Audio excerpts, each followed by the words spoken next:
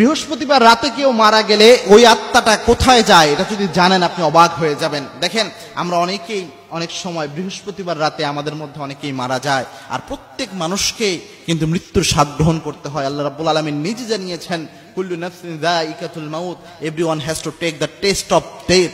প্রত্যেক প্রাণীকেই মৃত্যুর স্বাদ গ্রহণ করতে হবে।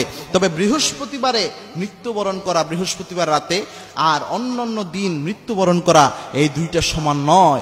আল্লাহর হাবিব সাল্লাল্লাহু আলাইহি ওয়াসাল্লাম নিজে জানিয়েছেন, মুসনাদে আহমদের হাদিস, মুসনাদে আহমদের 6546 নম্বর হাদিস, যে ব্যক্তি জুমার দিন ইন্তেকাল করে, জুমার রাতে ইন্তেকাল করে, ওই ব্যক্তির কবরে আল্লাহ রাব্বুল আলামিন কোনো আযাব দেওয়ায় না। ওই ব্যক্তির কবরের আযাব আল্লাহ রাব্বুল আলামিন নিজে মাফ করিয়ে দেয়। বৃহস্পতিবার রাত হচ্ছে জুমার দিনের রাত, কারণ আরবি মাস হিসেবে মাগরিবের পর থেকেই তারিখ পরিবর্তন হয়ে যায়। অর্থাৎ বৃহস্পতিবার দিন চলে যাওয়ার পরে যে রাতটা আসে, এই রাতটাকে বলা হয় জুমার দিনের রাত, যদিও আমরা বলে থাকি বৃহস্পতিবার রাত। এই রাতে যদি কেউ ইন্তেকাল করে, তার কবরের কোনো আযাব হয় না, যেটা রাসূল সাল্লাল্লাহু আলাইহি ওয়াসাল্লামের হাদিস থেকে জানা যায়।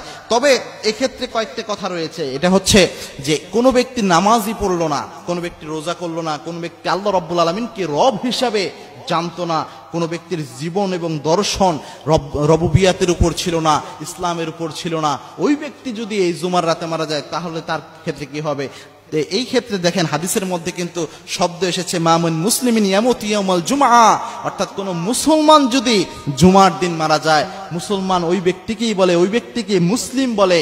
মুসলিম মানে হচ্ছে আত্মসমর্পণকারী, যে ব্যক্তি আল্লাহ রাব্বুল আলামিনের ইচ্ছার সামনে নিজের সমস্ত শাহওয়াত, নিজের সমস্ত কামনা বাসনাকে আল্লাহ রাব্বুল আলামিনের সামনে সুপর্দ করেছে, যে ব্যক্তি স্যালেন্ডার করেছে আল্লাহর সামনে, অর্থাৎ তার পুরো জীবন যে আল্লাহ রাব্বুল আলামিনের পথে চালিয়েছে, তাকেই মুসলিম বলা হয়। কোন মুসলিম যদি মারা যায়, যে আল্লাহর কাছে অরিজিনালি আত্মসমর্পণ করেছে, এই ব্যক্তি মারা গেলে সে এই ফজিলত পাবে। তবে তার আত্মাটা কোথায় যাবে, এই ব্যাপারে অনেক বর্ণনা রয়েছে। যে বারা বিন আজিজ রাদিয়াল্লাহু তাআলা আনহু তিনি বলেছেন, যারা ইমানদার ব্যক্তি রয়েছে, যারা মুসলিম ব্যক্তি রয়েছে, তারা যখন মারা যায় তাদের আত্মাগুলা ইল্লিনে চলে যায়। যে ইল্লিনের কথা আল্লাহ রাব্বুল আলামিন নিজে জানিয়েছেন, যে কিতাবুল আবরার লাফি ইল্লিন, আল্লাহ রাব্বুল আলামিন নিজে জানিয়েছেন, যারা ভালো আমল করে, যারা নেক আমল করে, যারা নেককার, তাদের কিতাব সমূহ ইল্লিনে সংরক্ষিত থাকে। এবং এই ইল্লিনকে অনেকে বলেছেন যে ইল্লিন হচ্ছে একটা সুরক্ষিত স্থান, সুরক্ষিত কিতাবের নাম। যারা নিক্কারদের আমল নামা যেখানে থাকে, এরকম একটা জায়গা হচ্ছে ইল্লিন। আর পাপাচারীদের জন্য রয়েছে সেটা হচ্ছে সিজ্জিন।